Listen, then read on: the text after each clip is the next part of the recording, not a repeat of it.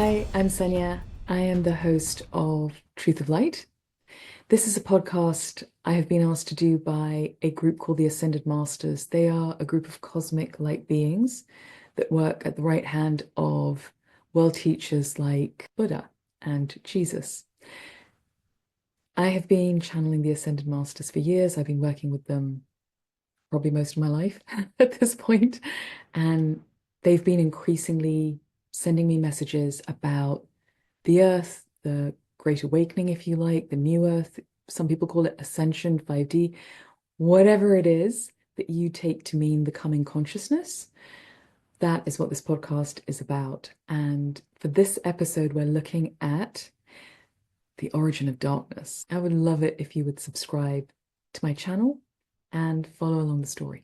I'm here with the Ascended Masters. Hilarion would like to continue his story from last time. He feels like he left a lot of questions unanswered, perhaps, and that there's much more to say about, we were talking about the darkness in the last episode, about what that is, what it means, if you like. Again, if I'm looking off camera, it's because he's here with me, so I'm speaking to him. He's saying that one of the casualties of this sort of increasing darkness in our world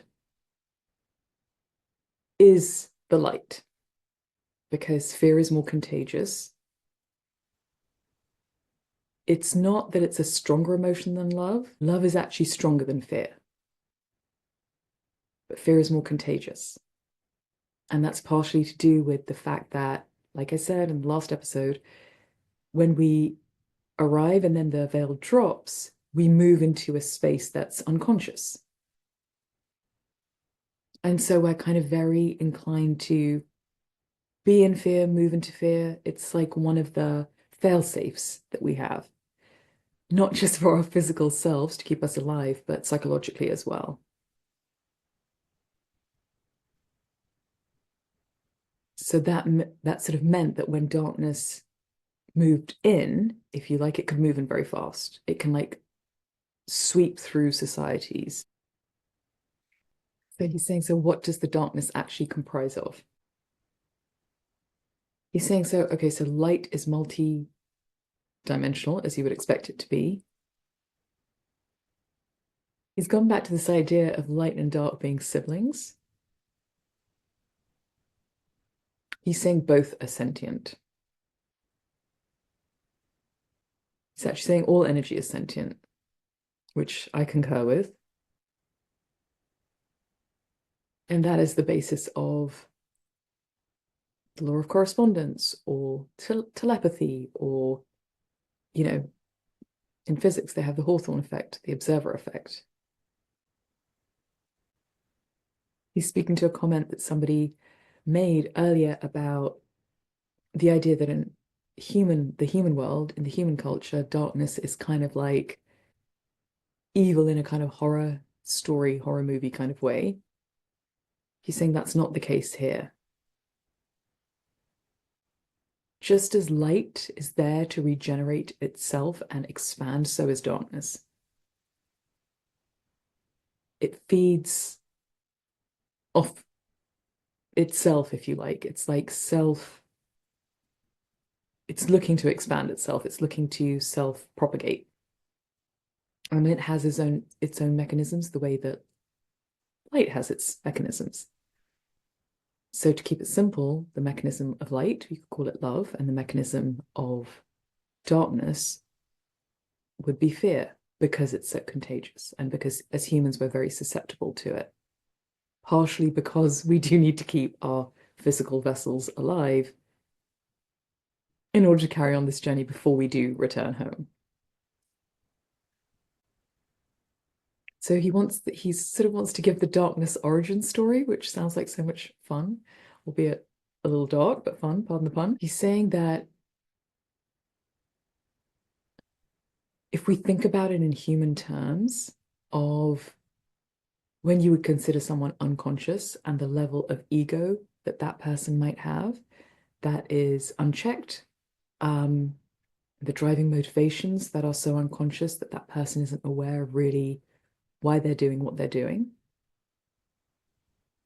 if you just look at it from that human point of view, you get quite a good sense of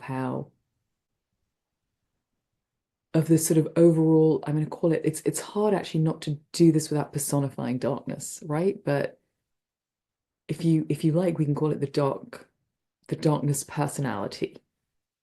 I don't know if that's going to land, but we can give it a go. And he's taking me back to the time that the light and the dark are like siblings, and the understanding is that light will always prevail, and the darkness comes in to help schools or certain kind of certain dimensions to function in a way that is more helpful. You know, it kind of puts a few obstacles in our way. It gives us something in some ways that's kind of tense and exciting and creative to play with.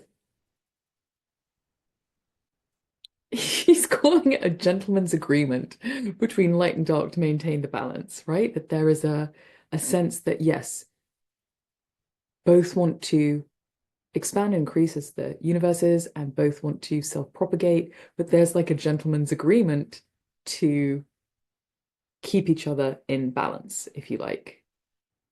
It is, however, the nature of darkness in certain realms that it's always going to be trying to push the boundaries, right? It's opportunistic, which I think is why he's giving us the sense of like, well, if you think about when we call someone unconscious, or if we look at a way of being that's unconscious, it's inevitably sort of self-serving. When darkness comes in to the picture, it's not just self-serving, it's also really seductive, because there is a natural, if you like, feel-good factor to the kind of returns it can give. So it's very instant gratification. It's very not, not my fault, not my problem. It's like it's seductive. And so you have this, he's calling it the darkness personality. I don't know if I personally sort of relate to that, because it isn't really a being, it's an energy, it's a frequency. So let's say that I would prefer that. Yeah. So let's say that the frequency of darkness resonates with those parts of us, the parts that kind of get us off or feel like we're getting off scot-free. Of course, we're not, because the light does always prevail. So we can kick it down, you know, we can kick it down the line, we can kick the can down the line for a while, but this is just an illusion. Alive is an illusion. And so when we eventually go home, we're actually no further along. Yeah, and that's interesting, right? Because he's saying that there are other places in their known universe that are also struggling with the same thing, if you like, the same battle, the same imbalance between light and dark. So it's not specific to Earth, but Earth is susceptible and Earth is critical. Earth is one of the kind of prestige places for souls to come and work things through. And so they really consider what's going on here, critical to the overall balance. And in fact, the masters have told me previously that one of the planets that is part of this overall ecosystem has actually fallen into chaos, is what they've called it, where it's become so overwhelmed by the fear aspect, the darkness aspect. It's essentially vigilantism is sort of running riot. Yeah, like a vigilante kind of mentality, because it's people are so scared all the time. The disconnection that fear creates, it really becomes just every sort of person out for themselves. And you can see how the earth is heading in that direction. And they're extremely keen that we don't keep going down this pathway. Being one of the bigger experiences and one of the most important, what happens here on Earth is extremely precious. And whilst there are 8 billion of us here, really only a few get here, relatively speaking. He's saying it's incredibly important. Every soul here has been like handpicked. Everyone here really does have a purpose and a mission, both from a soul perspective and from, it's like we've all been handpicked to create the whole. So every one of us has a purpose here just in that. And the imbalance that is occurring on Earth, yeah, it's changing the nature of the whole. Part of what they're here to say is to let people know that there's a way back. There are different kinds of critical masses, different kinds of tipping points. Some tipping points cross a threshold and there is no way back from them. And we're not there yet, but we are on that trajectory.